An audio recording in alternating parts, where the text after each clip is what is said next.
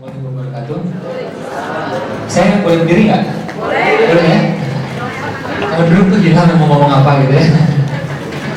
Jadi tadi sudah diperkenalkan ya. Tapi yang jelas perlu saya garis bawahi, saya bukan ustadz ya. Memang bukan ustadz. Jadi memang hari-hari di Indonesia ya saya usaha ya. Kalau saya ngisi seminar ya saya lebih dikenal sebagai motivator biasanya ya. Jadi biasanya gini nih. Ada ustadz ya, dia low profile, nggak mau dipanggil ustadz, ya kan? Nah, jadi memang artinya ustadz. Kalau saya bukan low profile, memang bukan ustadz beneran, ya. Nah, jadi jangan dipanggil ustadz gitu ya, karena belum pantas rasanya, ya.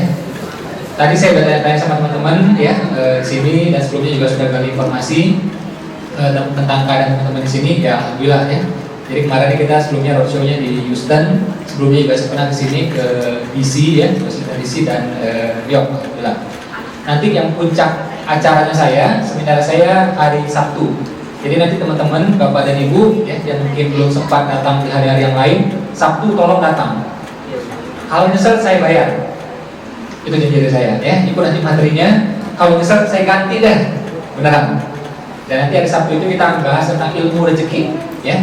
Jadi saya pengen teman-teman kalau praktek ilmunya itu nanti kurang dari 40 hari, insya Allah pasti ngefek. Itu janji dari saya.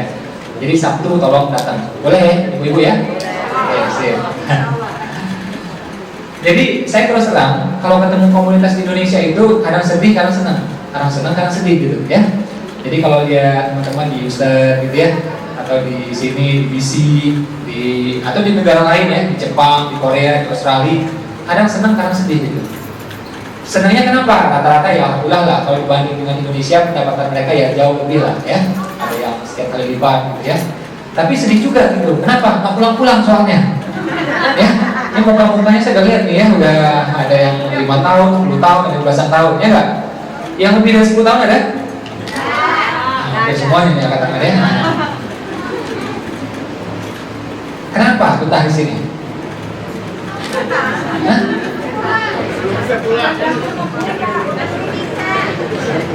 Jadi gini ya, saya mau belak-belakan boleh ya? Boleh ya, oke. Saya di sini bukan untuk menyenangkan orang, saya mesti ngomong kasih solusi.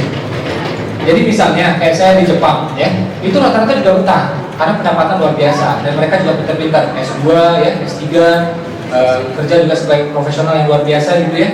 Nah cuma sayangnya kalau saking apa ya, katanya lumayan gitu ya, katanya lumayan ya, sebenarnya tak lumayan juga sih ya, karena kebutuhan juga tinggi gitu ya. Tapi kalau katanya sudah lumayan itu biasanya kreativitasnya nggak berkembang.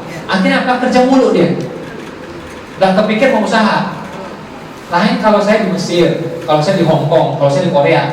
Nah itu ada yang medium, ada juga yang nggak jelas gitu ya. Nah akhirnya yang mereka yang merasa belum tenang ini, belum mapan ini, akhirnya apa? Mereka coba-coba usaha. Kalau coba-coba usaha, insya Allah ada potensi untuk naik. Nah ini adalah tantangan saya pada hari pertama untuk teman-teman semua di sini. Ya, kita masih ada besok, lusa dan seterusnya. Teman-teman mesti pasang target. Kapan mulai usahanya? Ini beneran saya nggak bercanda loh. Ya, kapan mulai usahanya? Dan mulai usaha itu tidak sesulit yang kita bayangkan. Nanti saya tunjukin cara-caranya. Simple banget. Saya alhamdulillah dibuat di ini ya, dibesarkan dari keluarga yang miskin lah, boleh bilang kayak gitu ya. Waktu kuliah juga dulu di Malaysia sempat 2 hari nggak makan gitu ya. Rumah saya juga di rumah ibu saya gitu ya, rumahnya tipe 21. 21 tuh kamarnya berapa? 2 atau 3? 1 ya. Nah, kamarnya 1 ya. Dari situlah, jadi dari rumah yang sekecil itu, dari keluarga yang semiskin itu, tapi impian saya tetap besar. Akhirnya sekarang alhamdulillah usaha kita lebih dari 100 cabang, salah satunya ini ya. Karena itu saya pakai bukan seperti Ustaz, karena ini ngomong baju saya, merek saya ya, Rock Theory ya. Nah, Rock Theory ya. Sebaik-baiknya ilmu adalah ilmu yang diamalkan. Sebaik-baiknya teori adalah Rock Theory ya. Nah, tahunya saya soalnya ya. Nah, ternyata tidak sesulit yang kita bayangkan, bisa. Kita juga punya TK untuk anak-anak gitu ya, ada SD, ada daycare, itu totalnya sekitar 80-an cabang di Indonesia. Nah, ternyata tidak sesulit yang kita bayangkan. Kita lihat sejarahnya. Nabi kita, ya, Nabi kita siapa? Beda loh ya, jadi Nabi kita Nabi Muhammad beda dengan Nabi yang lain. Nabi yang lain profesinya macam-macam, ya. Ada yang jadi menteri, ada yang jadi penggembala, apalagi? Ada juga yang jadi raja gitu ya. Jadi apa lagi? Macam-macam. Tapi kalau Nabi kita profesinya apa? Dagang, bisnis. Istrinya apa? Profesinya? Dagang, bisnis. Oke? Sahabat-sahabat terdekatnya? dagang juga, bisnis. Dan Islam tiba masuk ke Indonesia, siapa yang bawa? Dagang. Ya, Wali Songo pimpinannya, siapa namanya?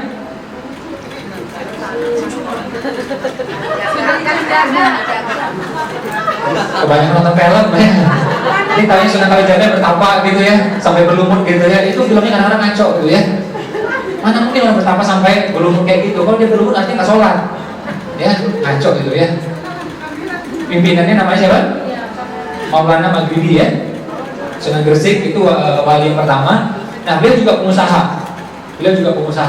Terus pendiri NU, ya, pendiri Muhammadiyah juga pengusaha, ya. Bahkan pengusaha Muslim yang turut membantu kemerdekaan Indonesia. Namanya apa? Serikat Dakwah Islam. Umurnya juga sekarang udah 100 tahun lebih. Ya. Artinya apa? Islam itu dari A sampai Z, Nabi, istri Nabi, keluarga Nabi, sahabat Nabi, penyebar Islam, ya. Pimpinan Wali Songo, pendiri NU, pendiri Muhammadiyah, Serikat Dakwah Islam, semuanya pengusaha. Jadi sebenarnya itu ruhnya kita, ya, ruhnya kita. Nah sekarang ini kita malah yang melenceng, hobinya cari kerja gitu, ya. Ada yang otak kirinya kuat banget, bilang Mas Iko, kalau semua orang jadi pengusaha nanti siapa yang kerja? Tenang, saya bilang, kalau semua jadi pengusaha nanti kita panggil TKW, tenaga kerja Washington, ya. Nah, jadi bule-bulenya kerja ke kita, gitu ya. Nah, kan enak tuh, kayak di Houston kan enak tuh, orang Indonesia timnya bule, seneng saya, ya, timnya bule. Teman-teman kalau ikut seminar di Indonesia juga itu sama, itu MC-nya, MC ya, pembicara, penerimaan tamu itu boleh semua, ya. Nah, jadi bisa ternyata. Minimal ya kita buka usaha lah ya, kita membuat diri kita mandiri. Nah, bagaimana cara mulainya? Simple, tidak sesulit yang kita bayangkan. Kalau punya $1.000, mulai dari $1.000. Punya 2.000, mulai dari 2.000. Punya 10.000, mulai dari 10.000. Itu aja, gak usah muluk-muluk. Kita ini kalau pikir usaha, bayang apa? Gedung, ya. Ada ruangan sendiri, ada mesin-mesinnya. Kelamaan kalau kayak gitu, nggak harus. Kalau ada, alhamdulillah. Nggak ada, ya alhamdulillah juga. Gitu. Mulai dari apa yang kita bisa. Coba pikirkan, kita kan orang Indonesia beneran nih, ya. Kita udah lama di sini. Nah, pikirkan apa yang ada di sini tidak ada di Indonesia dan itu dibutuhkan. Dan sebaliknya, apa yang ada di Indonesia tidak ada di sini, di LA, ya, dan itu sangat dibutuhkan.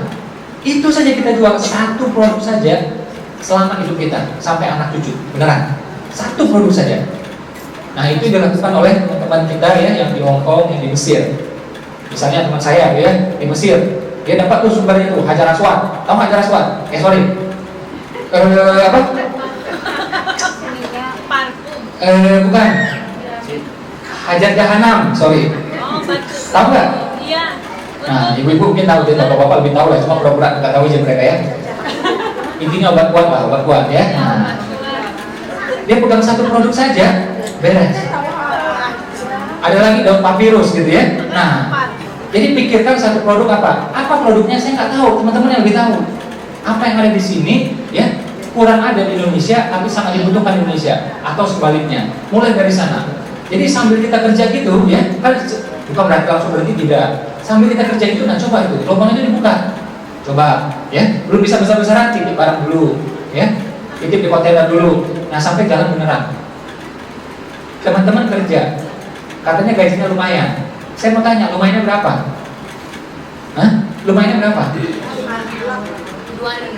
Nah, saya mau tanya ya, gajinya tiap tahun naik nggak? Naik. Bisa naik, bisa tidak. Kalau prestasi ya naik gitu ya. Inflasi berapa? Kebutuhan anak berapa? Ya. Belum lagi anak-anak kita mulai besar-besar, belum lagi kesehatan kita merosot, belum lagi kesehatan dan macam-macam semuanya. Itu satu hal. Belum lagi kalau kita ngomong umat, ya, kita perlu bangun masjidnya, kita perlu bangun rumah sakitnya, kita perlu bangun sekolahnya. Jadi uang segitu udah nggak cukup. Tapi kalau kita usaha, insya Allah tuh ada potensi untuk cukup. Ya, makanya Islam menggegas umatnya ya supaya menjadi pengusaha. Makanya Nabi kalau masuk sebuah kota, ini kita nih masuk ke sebuah kota nih, yang pertama dibangun Nabi apa? Masjid dan Baitul Mal. Kedua adalah pasar. Masjid Baitul Mal ini bareng nih dibukanya, ya. Kemudian adalah pasar, ya. Nah pasar jadi ekonomi. Oke. Mohon maaf saya bilang, kenapa misalnya kita untuk sholat saja di sana sulit, benar nggak? Ya kan? Nah, karena kita yang secara ekonomi masih di bawah mereka. Kalau ekonomi kita mending, nggak bakal kita digituin. Kita bisa ya punya tempat sholat sendiri, dan kita punya bargaining yang sangat-sangat kuat terhadap mereka.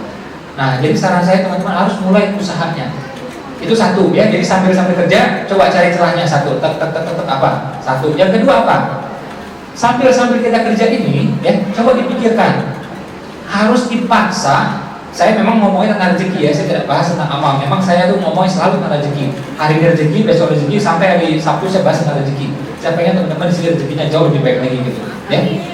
Sambil kerja, dari pertama kan kita cari lubang-lubangnya tuh untuk usaha. Yang kedua adalah apa? Investasi. Ada yang ngomong, Mas Iko, kita ngomongin sini pas-pasan, Mas Iko, gimana investasi? Saya bilang, justru uang yang terbatas kita harus paksa untuk investasi. Kalau orang sudah sangat kaya, nggak perlu investasi, udah aman dia. Nah, justru kita yang uangnya rada-rada mepet nih harus dipaksa investasi. Bisa ternyata. Kayak teman-teman, bapak dan ibu di sini, kan ada memang setiap bulannya kita keluarkan, kita paksa nih ya, uang keluar untuk apa? Bayar cicilan, ada kan? Tagihan, ada kan? Ada kan? Terbukti bisa. Investasi juga seperti itu, dipaksain. Kalau nunggu cukup nggak bakal cukup. Saya aja juga masih memaksakan diri untuk investasi gitu. Ya. Nah, agar apa? Jadi kalau kita inflasi rata-rata sedunia itu sekitar 10-12%, ya. Nah, artinya uang kita itu makin lama makin turun gitu loh. Kebutuhan kita meningkat. Anak masuk ini, ya, masuk SMA, masuk macam-macam, kebutuhannya ada-ada aja gitu ya. Kita perlu rumah yang lebih luas lagi gitu ya, perlu kirim ke kampung, perlu kirim juga untuk ibadah dan lain semuanya gitu ya. Nah, kalau kita pakai kerja, ini uangnya gini, kebutuhannya gini. Kalau kita nggak investasi, nggak bakal cukup. Ya. Nah, teman-teman, saya tidak jualan di sini. Saya punya program investasi, tapi bukan itu tujuan saya. Teman-teman boleh cari sendiri, di sini boleh, di Indonesia boleh. Jadi kalau kita investasikan, uang itu dia bergerak. Ya, uang itu bergerak. Jadi gini loh ilmunya, ilmu tentang kekayaan ya. Saya kasih tahu nih ilmu simpelnya. Mata uang bahasa Inggrisnya apa? Currency, ya, currency ya. Currency berasal dari kata current. Current artinya apa? Arus. Jadi uang ya itu mesti seperti ya arus, bergerak terus menerus. Kalau dia bergerak terus menerus nilainya akan naik. Kalau dia berhenti nilainya akan turun. Jadi uang yang kita taruh di tas, di dompet, di tabungan itu uang yang berhenti nilainya turun. Gitu. Kalau kita gerakkan nilainya naik. Bagaimana cara menggerakkan uang? Cuma ada dua cara ya. Pertama bisnis, kedua sedekah. Nah investasi ini artinya kita meletakkan uang pada bisnis orang gitu. Gitu loh. Ya. Nah, jadi di situ ada potensi kita uangnya untuk naik semuanya. Saya percaya mungkin materi saya ini bagi sebagian orang mungkin waduh, kayaknya masih berat, masih kok belum kepikiran. Justru itu saya tampil di sini untuk menyampaikan ini. Agar teman-teman itu ekonominya jauh lebih baik lagi. Ya. Saya berharap kayak mana tahu tahun depan saya datang lagi atau 2 tahun lagi datang lagi gitu ya. Saya pengen teman-teman itu udah ya punya satu toko lah di sini minimal gitu. Beneran. Tak percaya. Saya dulu kerja di Malaysia lebih parah lagi, tau nggak? Ya, jadi pelayan, jadi ngangkat-ngangkat barang, ya, terus naik jadi supervisor, jadi restoran manager, ya. Habis itu, nah, kebuka ininya ya, akhirnya kita usaha. Bisa, ada yang mustahil. Saya juga lebih parah dulu mulai awal. Ya. Nah, jadi saya percaya juga teman-teman di sini jauh lebih bisa lagi gitu. Nah, supaya kita langsung solutif, langsung memberikan solusi. Saya pengen teman-teman, bapak dan ibu, kalau ada pertanyaan langsung aja ditanya ke saya. Kita jawab sama-sama, kita solusikan sama-sama.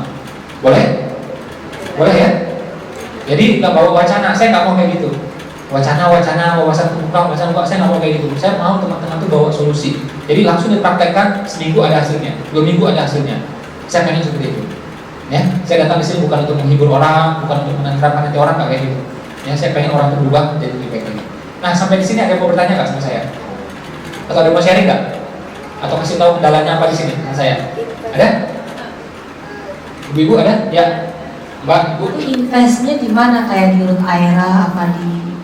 Maksudnya Kaleva itu yang baik di mana? Lebih semangat ibu-ibu loh ini. Pak Ipo ya? Ibu aja nggak apa-apa, Mas Bapak ya. Ini Pak, saya dulu pernah waktu masih single, saya coba bisnis belajar. Tapi dikarenakan ya dulu bisa karena dibantu dengan teman-teman ya, belajar dari teman-teman gitu. Terus setelah menikah karena suami saya pegawai negeri, gajinya pas-pasan, jadi saya harus bantu untuk beli susu ya, susu anak gitu.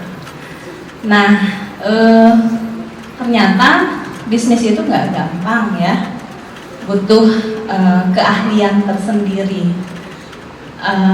untuk merayu supaya orang itu tertarik dengan barang kita, untuk memasarkan segmen pasarnya.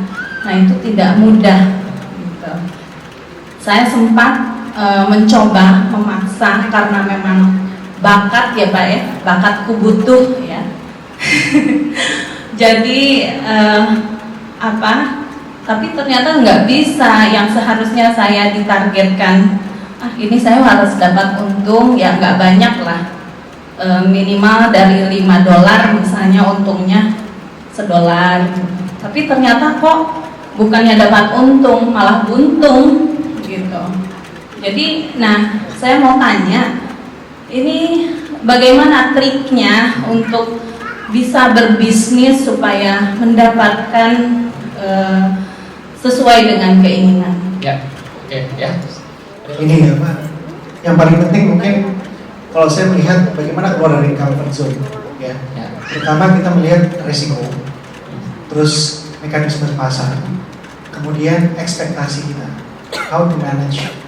Karena kalau kita keluar dari comfort zone, seperti Bapak bilang, memaksakan, let's say dengan $1.000 kita paksakan 200, seharusnya itu udah untuk makan misalnya, dengan satu resiko yang udah kita perhitungkan, how to deal with that, to keluar dari comfort zone, dari kenyamanan kita, dan mulai quote unquote itu kan sedikit gambling juga.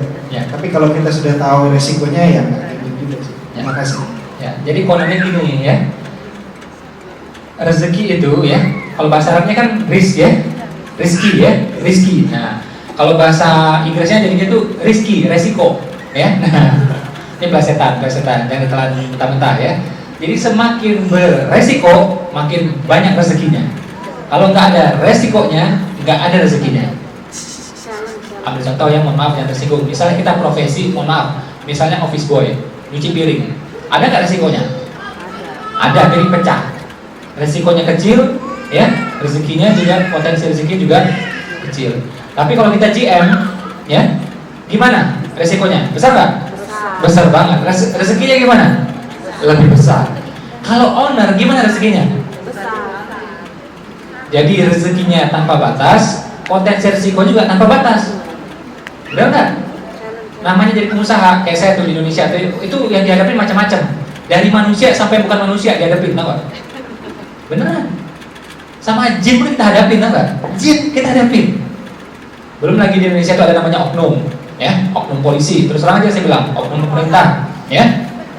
Polisi nggak salah, pemerintah nggak salah, cuma ada oknumnya nih, ya, yang malakin kita lah, inilah itulah. Belum apa lagi, preman, ya. Nah, itu loh, kita harus hadapi lagi semua, dan nggak bisa lari, nggak bisa ngadu, harus kita yang hadapin. Dan pernah juga kasusnya waktu itu di TK saya waktu itu, ada makhluk halusnya, makhluk halusnya kan udah kasar gitu, ya. Jadi sampai barang kita dibolak-balik sama dia. Tulisan-tulisan Arab, kan saya punya TK Islam gitu ya. Jadi ada tulisan Arab itu, ya tulisan Asmaul Husna dan semua itu dicopotin sama dia semua. Ya. Sampai kayak gitu tuh, jadi mainnya udah kasar gitu, udah ini gitu ya. Nah, itu harus dihadapi semua. Saya tidak kasih tahu yang manis-manisnya aja, saya kasih tahu juga yang berat-beratnya. Memang itulah ada pengusaha. Ya. Nah, kan jadi serem masih pokok kayak gitu. Nah, ini ya. Makanya saya bilang kalau saya gede-gede dulu, mulai apa yang kita mampu. Misal ambil contoh, ada tas-tas murah di sini. Di Indonesia perlu, ya. Nah, kenapa kita nggak bawa? Atau sebaliknya, ya, dari Indonesia bawa. Awalnya mungkin tentang sendiri, kemudian titip teman, kemudian apalagi titip di kontainer, ya. Nah, sampai akhirnya bisnis beneran.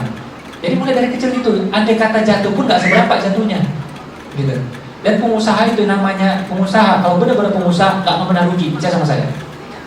Dari segi uang dia mungkin rugi, ya. Tapi pertanyaan saya, ilmunya dapat nggak? Relasinya dapat nggak? Dapat. Pengalamannya dapat nggak?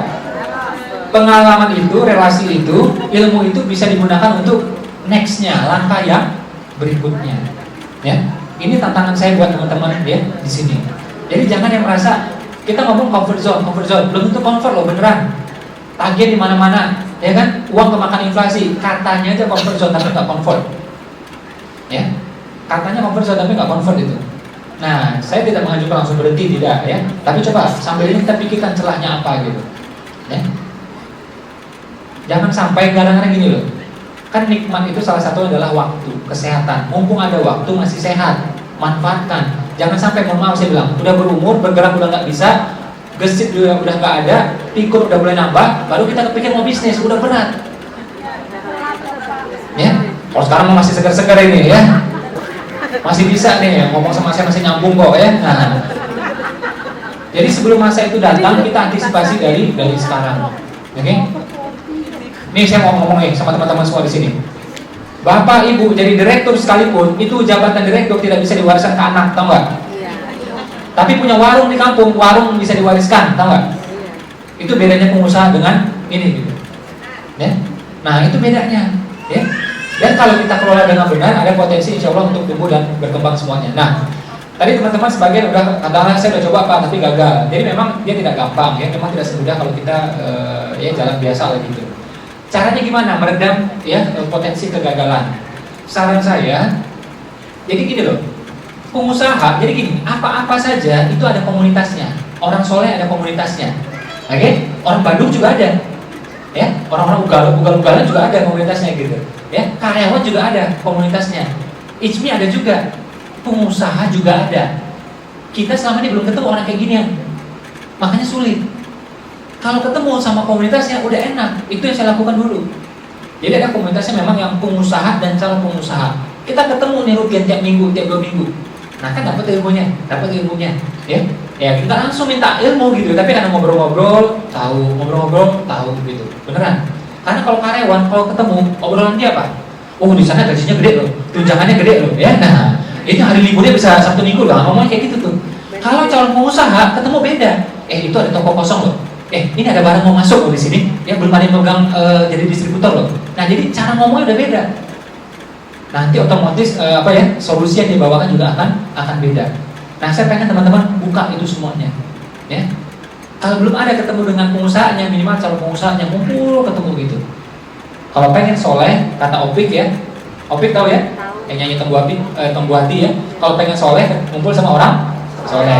Pengen jadi pengusaha, ngumpul sama orang yang pengen juga jadi pengusaha, jadi entrepreneur. Ya, nggak langsung besar nggak apa-apa. Kayak kemarin saya di Houston, ya, itu ada mbak-mbak ya yang paling awam lah. Kalau kita ngomong secara ekonomi dia paling inilah kayaknya dia itu ya. Tapi karena dia gigih, itu dia jualan tempe. Nah akhirnya ibu-ibu pejabat daerah udah kalah sama dia. Ya, bisa tuh, ya. Nah memang nggak keren jual tempe, ya kan? Tapi duitnya keren. Kayak saya jual kaos, apa kerennya? Nggak keren, nggak elit lah. Kalau kerja di kantor kan keren tuh, ya. Pakai dasi, pakai ini kaos doang. Tapi ada 80 cabang di Indonesia, ya. Nah, jadi itu dia. Kebanyakan kita tidak mau jadi pengusaha itu gara-gara apa? Pengusaha tuh awal-awal nggak kelihatan keren, kartu nama nggak ada, dasi nggak ada, ya. Kantor juga nggak ada. Apa yang ada coba? Nah, gara-gara kayak gitu tuh. Jadi lupakan dulu gengsinya. Dibanyakin tuh aksi. Kalau banyak aksi nanti otomatis bergengsi. Kalau kita kaya otomatis bergengsi, tenang aja. Tapi kalau kebanyakan gengsi gak bakal kaya. Beneran. Pengen gak jadi orang kaya nih? Gak pengen? Saya baru dapat kabar dari salah satu TV di Indonesia, ya, ada seorang ustadz ceramah. Tapi ceramah ini di mana-mana ada ya. Cerita dia bahwa Nabi itu berdoa jadi orang miskin. Nabi berdoa agar jadi orang miskin, ya. Dan disampaikan juga sama dia bahwa orang kaya masuk surga itu lama katanya, ya. Jadi sampai merangkak masuk surga, ya. Hisabnya lama, hitung-hitungannya lama. Benar nggak? Ya? Gitu loh. Kaya itu ujian, miskin juga ujian. Karena sama-sama ujian, tapi kaya aja saya bilang. Benar nggak? Ini. Benar nggak ini? Kaya ujian, miskin gak ujian, ya kaya aja sekalian, ya. Nah, terus Nabi dibilang, ini penting nih, saya selalu sampaikan setiap kali ya saya ketemu Muslim. Dibilang itu, ini doanya sangat populer, bahwa Nabi itu pernah berdoa agar menjadi golongan yang miskin, benar nggak? Doanya ada, doanya benar, tapi terjemahannya salah. Oke? Nabi itu berdoa kurang lebih kayak gini ya, yang populer tuh di Indonesia dan di mana-mana. Ini selalu tersebar. Teman-teman boleh cek sendiri lah. Ya Allah, jadikan aku golongan yang miskin, masukkan aku ke surga bersama golongan yang miskin. Itu doa Nabi. Betul doanya? Doanya betul, terjemahannya salah. Nabi itu berdoa, masukkan aku menjadi golongan yang sedikit. Masukkan juga aku ke surga bersama golongan yang sedikit. Golongan yang kolil. Kolil itu artinya sedikit, bukan miskin. Nah, di Indonesia populer itu miskin. Terus yang sangat populer lagi disampaikan bahwa orang kaya itu masuk surga itu 40 tahun lebih lama. Saya cek tuh hadis, lemah. Ya. Ada lagi hadis lain, ini sangat populer juga di Indonesia. Jadi makanya orang Islam kita itu gak ada yang mau kaya. Dibilang lagi apa? Abdurrahman bin Auf, orang terkaya di zaman Nabi, ya, paling dermawan, paling kaya paling dermawan, ternyata masuk surga dengan merangkak. Ya, coba bayangkan, udah kaya dermawan, ternyata masuk surga dengan merangkak. Ngapain kita kaya coba? Itu udah sahabat Nabi loh, apalagi kita. Saya cek juga tuh hadis, sangat-sangat lemah. Ya. Nah, tapi itu yang populer. Sehingga akhirnya orang Indonesia, Muslim Indonesia nggak pengen kaya rata-rata. Padahal pendahulunya kaya semua. Pendiri NU, pendiri Muhammadiyah, Serikat Dagang Islam itu kaya semuanya. Maulana Maghribi dari Wali Songo juga, itu juga kaya. Ya, kita ini nggak kaya, yang ngawur ya kita gitu. Sekarang sunnah kekayaan ini, sunnah perdagangan ini sekarang dilakukan oleh teman-teman kita yang Chinese. Mereka yang dagang sejak kecil, oke? Mereka juga yang melakukan, dia berusaha mendapatkan ikhtiar kekayaan. Nah, cuma bedanya mereka kekayaan untuk semata-mata di dunia, untuk senang-senang. Kita insya Allah sebagai bekal. Itu bedanya. Mohon maaf, kita di sini udah punya masjid nggak? Nah, apa puas kayak gini terus? Itu saya mau tanya, puas nggak kayak gini terus? Hah? Mau wariskan apa kita ke anak-anak kita? Andai kata memang anak kita mau lahir di sini ntar, ini lagi gitu. Ya, konjen ngasih ini alhamdulillah sangat bagus, kita syukuri. Tapi kan mestinya kita punya masjid sendiri. Nabi masuk ke sebuah kota dibangun pertama masjid. Kenapa kita nggak bangun-bangun? Ya. Nah, mungkin salah satu alasannya karena ekonomi kita yang kurang. Makanya amat penting kalau kita jadi pengusaha. Salah satu hadis Nabi mengatakan 9 dari 10 bagian kehidupan berada di perniagaan, di perdagangan. Bahasa sayanya 9 dari 10 pintu rezeki ada di perdagangan, ada di bisnis. Oke? Nah, jadi kalau kita kerja itu baru 1/10. Kalau bisnis baru 9/10. Jadi ada 10 pintu rezeki gitu ya. 9 buat pengusaha. 1 buat siapa? 1 buat investor. Terus karyawan dapat apa? Sisa-sisa kalau ada, ya. Benar saya bilang ya, sisa-sisa kalau ada, ya. Nah, kenapa kita ya, coba lihat ya, di Amerika, di Indonesia, di Jakarta, ataupun di kota kita masing-masing di Indonesia, kita selalu disetir oleh yang lain. Karena apa? Karena kita yang lemah, karena kita yang miskin.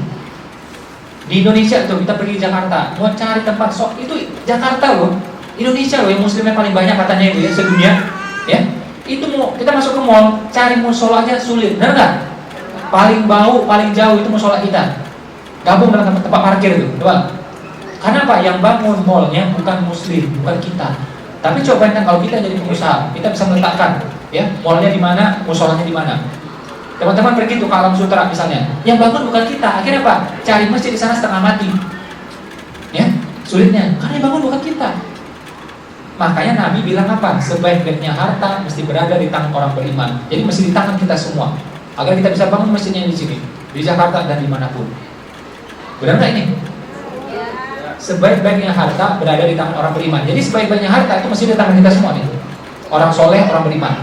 Agar apa? Kita bisa mengendalikan dunia ke arah kebaikan. Benar nggak? Ya, jadi mulai dari sana.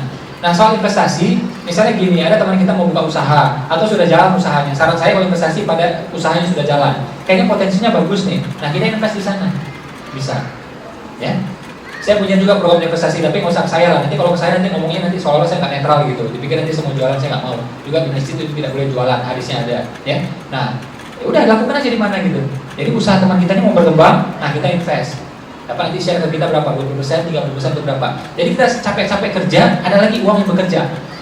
Ini ada perintahnya, ya, ada anjurannya dari siapa? Dari Umar. Umar mengatakan apa? Ini nasihat untuk pekerja. Dia bilang apa? Wahai pekerja, jangan habiskan semua upahmu. Sebagian belikan apa? Sebagian belikan kambing, sebagian belikan ladang. Itu perintahnya Umar. Artinya apa? Jadi Umar 1400 tahun yang lalu telah memikirkan. Jadi uang kita ini jangan habis terus. Buat ya adalah macam-macam tuh pasti habis lah. Namanya uang pasti habis gitu kan. Nah, kita masih paksa tuh duit 10%, 20%, 30% tarik untuk apa? Investasi, beli apa? Beli kambing, beli domba, beli ya properti. Itu kata Umar. Jadi kita bekerja, ada aset yang bekerja. Nah, jadi dua jalan. One day kita stop bekerja, suatu hari kita stop bekerja, ini jalan terus. Ya, ini jalan terus. Ya. Nah, saya pengen teman-teman mulai memikirkan itu. Ya, take action. Mumpung Ramadan, saya bilang, Ramadan ini adalah momentum perubahan yang terbaik. Tidak ada lagi hari lebih baik ketimbang Ramadan ini, saya bilang. Minta sama Allah benar-benar, pikir benar-benar, tolong ya Allah tunjukkan aku jalannya. Saya minta kayak gitu sama Allah beneran. Ya, saya tuh kalau udah ini ya, saya bilang ya Allah aku tidak tahu jalannya ya Allah. Menuju sana aku nggak tahu, Engkau tunjukkan aku jalannya. Aku ini doif ya Allah, gimana caranya aku nggak tahu. Ya, aku ini doif, mampukan aku, kuatkan aku untuk nyampe di sana. Nah, saya berharap teman-teman juga menyisipkan doa itu ya, ketika kita berada di bulan Ramadan ini. Nah, besok kita akan bahas ilmu rezeki yang lain. Kita akan stop bahas tentang bisnisnya gitu ya. Kita bahas bisnisnya hari ini aja. Besok kita akan bahas yang lain lagi. Insya Allah lebih seru. Hari Jumat kita bahas lagi materi yang lain, dan hari Sabtu adalah puncaknya. Janji saya ini, teman-teman kalau ikuti semua, alhamdulillah bagus. Tapi kalau memang waktunya terbatas, saran saya paksain untuk ikut yang sesi Sabtu. Ya, itu puncak materi saya. Kita bikin seminar, ya bukan ceramah. Ini seminar agak beda. Jadi ada visualnya, ada videonya, ada macam-macam semuanya. Insya Allah berbeda. Ya, itu kalau saya tampil di Indonesia itu bayarnya lumayan lah. Ya, 3 kali tampil ya bisa beli mobil 1 gitu ya. Nah, bawain materi itu ya, bawain materi itu. Nah di sini ya kita alhamdulillah sama-sama kita amal lah ya, sama-sama sosial sama-sama gitu. Jadi tolong paksain untuk ikut materi itu pada hari Sabtu. Jam berapa kita Sabtu? 9 ya, jam 9 kita udah di sini lah. Buka puasanya di sini, terus kita jam 9 teng insya Allah kita mulai gitu. Nah itu janji dari saya, kalau dipraktekin insya Allah kurang dari 40 hari pasti efek, terasa tuh. Jadi materinya namanya 7 keajaiban rezeki. Itu alhamdulillah saya sudah seminarkan di 4 benua ya, dengan total alumni hampir 300.000. Kalau di Indonesia sekarang menjadi seminar terbesar, bukunya juga sekarang selama 3 tahun jadi nomor 1 terlaris. Dan salah satu singlenya insya Allah tahun depan akan difilmkan. Ya, nah saya pengen bawain materi ini untuk teman-teman, khusus eksklusif buat teman-teman di LA. Boleh ya? Boleh. Janji ya sama saya datang ya hari Sabtu ya. Insya Allah artinya pasti loh. Nah, iya kalau tahu ilmunya insya Allah nggak main-main. Ya, bayangkan kita ngomong ya, saya datang besok. Kalau apa? Kalau bapak saya mengizinkan. Jangan sembarangan satu nama bapak loh kalau kita nggak niat ya. Nah ini kita bawa nama Allah loh. Jadi kalau ngomong insya Allah artinya benar-benar datang, kecuali Allah menghendaki takdir yang lain. Ya, saya pegang janjinya ya, boleh ya? Boleh. Oke. Mungkin itu saja untuk malam hari ini sebagai preview. Sengaja saya bikin panas semuanya ya, dan saya percaya di kepala kita masih blank ya. Nggak apa-apa ya. Nah saya berharap teman-teman berpikir semuanya. Oke, itu saja dari saya untuk malam hari ini. Assalamualaikum warahmatullahi wabarakatuh.